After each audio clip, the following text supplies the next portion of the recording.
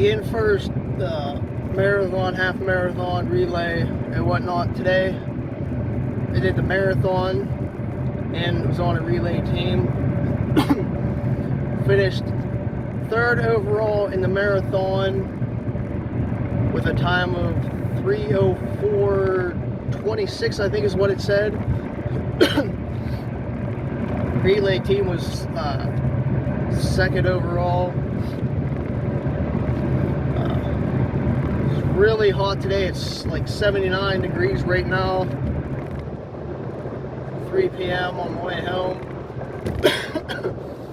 It was probably 70s during the race, at least for the most part. Hottest it's ever been. Well, that I've participated in for the race in like the 5 years that I've done it. It's usually like 30, 40 degrees, cold, wet, you name it.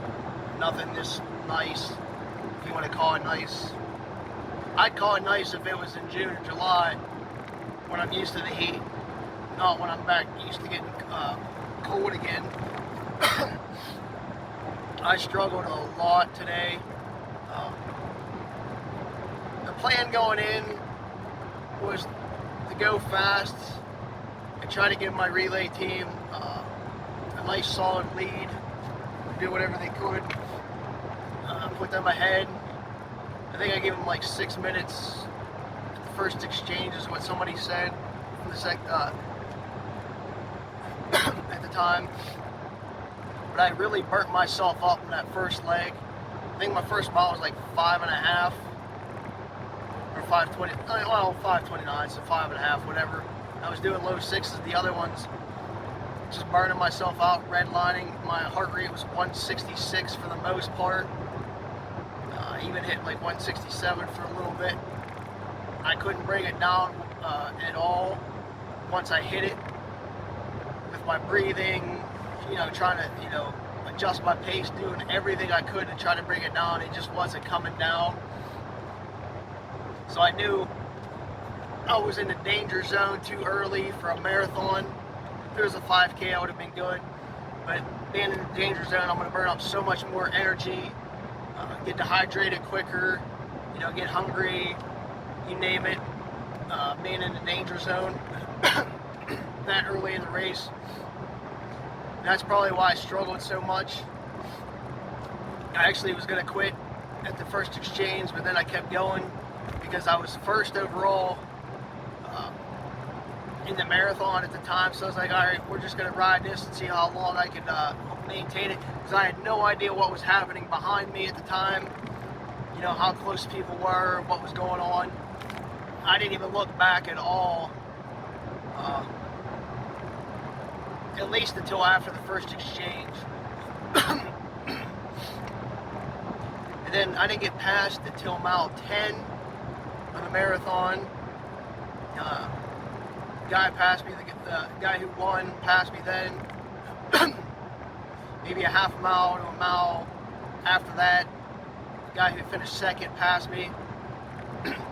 I was just starting to slow down a little bit, and the steady uphill for the first 13.1 miles of the race, because it's an out and back on Ghost Town Trail, just started to take its effect on me. Because I'll be honest, I hate racing rail trail distance wise.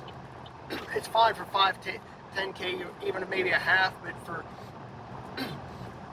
a full, it just completely kicks my ass, takes it out of me. Because since I don't ever train like that, and you're using the same muscles the whole time for 3+ hours, it just takes it out of me, and I'm not used to it. So I was dying today. My mouth, the halfway point, I was just like, could somebody please pass me and move me in the 4th place so I could care less the rest of the way. The plan was, like I said, the relay was trying to put them ahead, but I was going to hold on to the highest position possible, like top 3. But then once I lost top 3, drop back down to 8s or 9s, or even just drop out of the race and not even care anymore. Because I really didn't care throw down a marathon time. I'd probably rather have done a half for time than the full. If I wasn't on a relay team, I probably would have just did the half today. So yeah, I was just struggling, waiting for somebody to come put me in the 4th place so I could quit or not care anymore. My legs were getting tired. I was struggling. I went from doing like 6s to 7s. I think I might have only had like 1 8-minute mile, and that was like 17-ish at the 8 station because I took my time there. So I had, at the turnaround, 13.1 turnaround, 2 minutes on 4th, and I was like, damn it, why couldn't you be closer? So then I just kept running, whatever. So it was downhill on the way back, which probably actually saved my race. It allowed me to recover a tad and use some different muscles for a change. There was a little bit of a breeze coming at me for a while here or there. That cooled me down a little bit. Mile 17, aid station, 4th was on my ass. And I just took my time. I even told the one kid at the aid station, I was like, as soon as I get past, I could care less anymore. I'll probably just drop. Because I did burn myself out too much early on. So 4th caught me. I was like hanging with him for a little bit, just talking, whatever. He said he was struggling with the heat. I was like, damn it. I was like, thinking, I didn't say it to him, but I was thinking, I was like, man, if you're struggling, you're just going to entice me to keep running harder than I want to right now. And I don't know what, we'll say half a mile after the aid station when we were talking, somewhere in that range, before mile 18. I got like a second wind and started recovering. I think it's because I started actually drinking some more liquids. And then I started dropping like low 7s again. Still not a marathon pace time for me because it's usually like 6:30, 6:40 range. So I was definitely still above my normal marathon pace, you know, the second half of the race. But I think he was doing high 7s and I was doing low, so I was putting on some time on him. And mile 20, I looked back, he wasn't in sight. So then I had to continue on for the rest of the race. I was struggling still, but I was having little spurts of energy. Sort of just blanked my mind out a little bit because I saw actually some people in front of me then. So I was kind of taking my mind off of actually racing, just seeing people, like passing people like both ways. So that was another saving grace. I was trying to find some music to get me going, but nothing seemed to be motivating. I was just like, I hate this right now. My legs are killing me. Can this just be over? Why can't a group of people just pass me so I could just not care? But it never happened. So I just kept counting down the miles. I was like, all right, let's see what we can do. And I kept looking at my watch, trying to figure out some time. I was looking, I was like, all right, so I got like, I don't know what mile it was. We'll just say mile 21. I was like, all right, so if I could do 8-minute miles, it gives me 40 minutes. I was like, so that gives me like I don't know if it was 3:15 or 3:10 at the time. I was like, all right, well, let's just try to stay under 8s and see what we can do. I think I was shooting for like a 3:15. I don't think it was a 3:10. Either way, whatever. Because that's what I was thinking. I was like, if I could finish at 3:15. All right. Well, when I wanted to quit, I was like, if I drop a 3:30, no big deal. Because I think at the turn I was an hour 24 or something like that, time-wise. So if you doubled that, it would have been like an hour 50, 124 times 2. So 2 hours, 48 minutes, which would have been a PR for me. So definitely not really maintainable with my training right now. So that's probably also why I slowed down a lot. Just because the first half of the race was a lot faster than it should have been. I just kept going, trying to figure out my time, and I was like, all right, so if I do this, then I'm getting a 3:15 out of 3:30. And then I was like, oh, you know, I can maybe shoot for a 3 hour or 3:05. I was like, I can be happy with that, or even a 3:10. I think I lowered it to a 3:10 for the last like 3 or 4 miles, because I was like, if I crash, whatever, 3:10 to be happy with it. And then when I came in at 3:04, I was like, oh shit, that's a BQ for me. I think my BQ time needs to be a 3:05. So I really don't have a cushion like I did at Pittsburgh, which gave me a 12. But it's just one of those things, say I did today and it's done and over with, because I don't plan on going back to Boston, so BQ really doesn't mean much except for, I guess what you want to call it, like a side achievement for today. But even those last couple miles, I was like, man, I just kept looking at my watch. I was like, all right, 1.8, 1.6, 1.5, 1.4.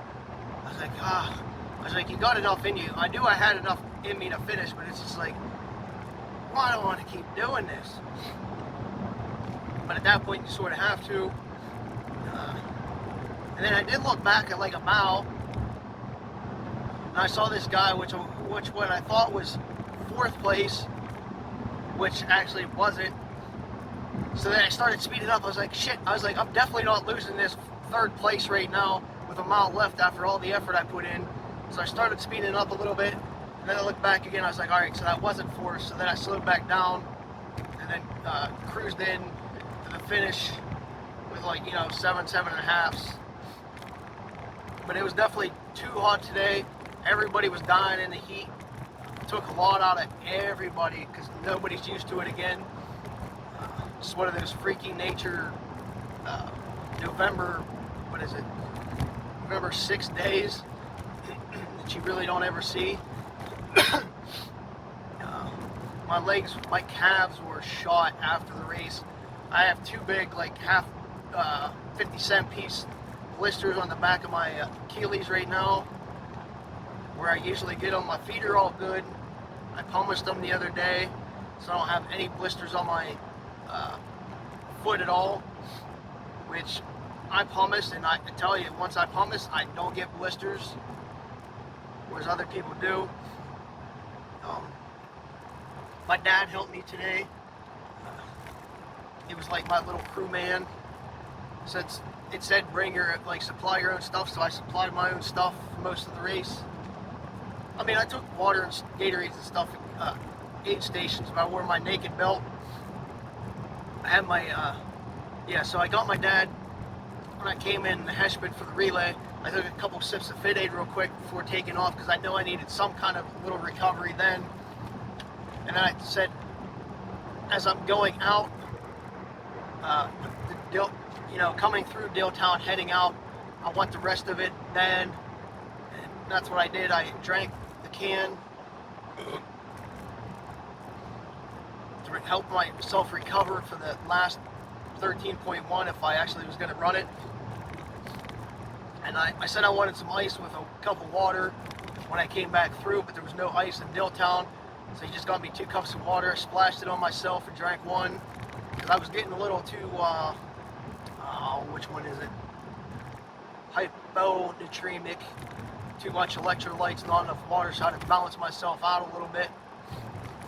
And then, as I already told you about, between 13 and 17 aid station, you know, what was going on. I drank a bunch of Gatorade water at 17. That's probably what gave me a boost.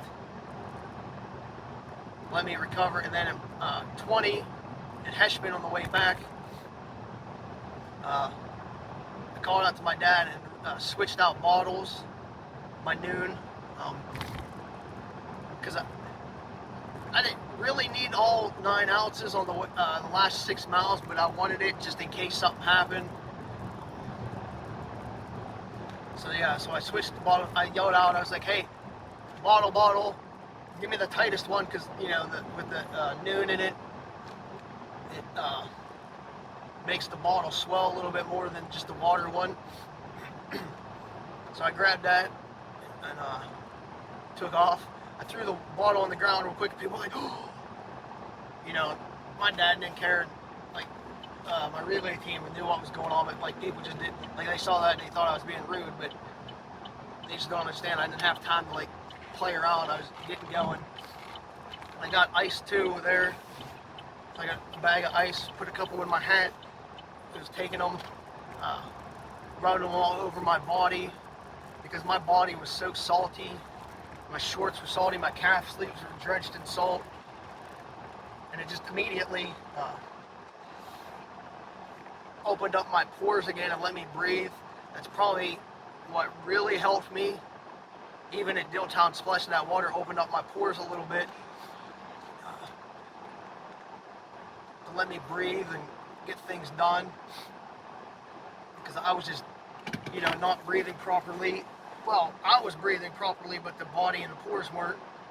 They needed to be cleaned off with the salt, and that having ice cubes and stuff, just rubbing them down my body, my chest, and my back, allowed me to recover a little bit more.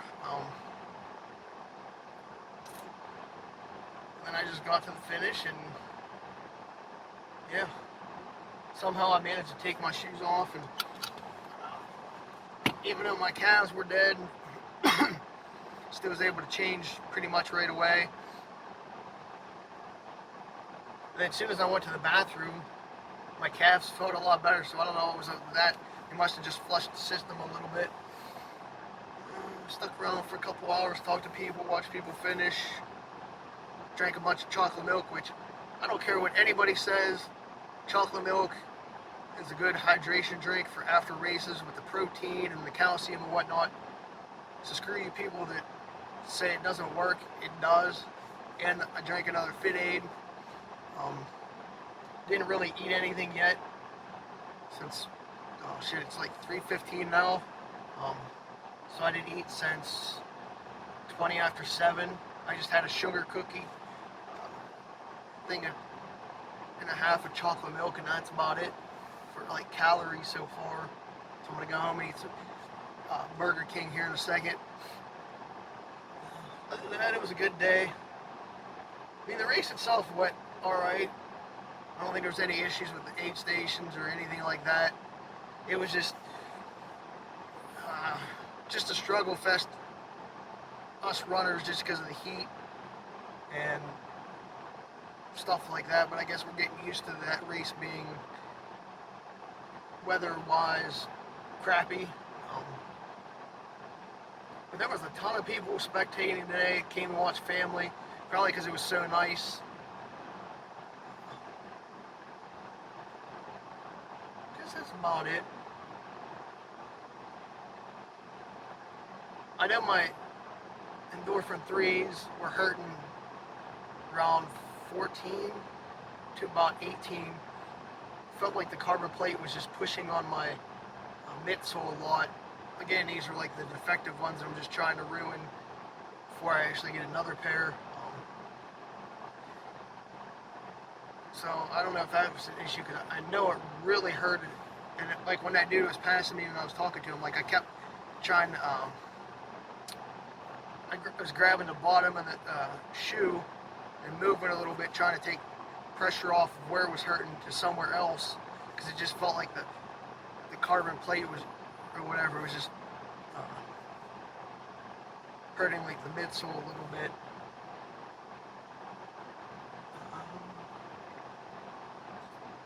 Yeah, but the naked belt definitely came in handy today. I didn't notice it at all with like the 18 ounces on me for most of the race. I even stashed my hat the last couple miles because it was just getting so hot out I couldn't wear a hat anymore.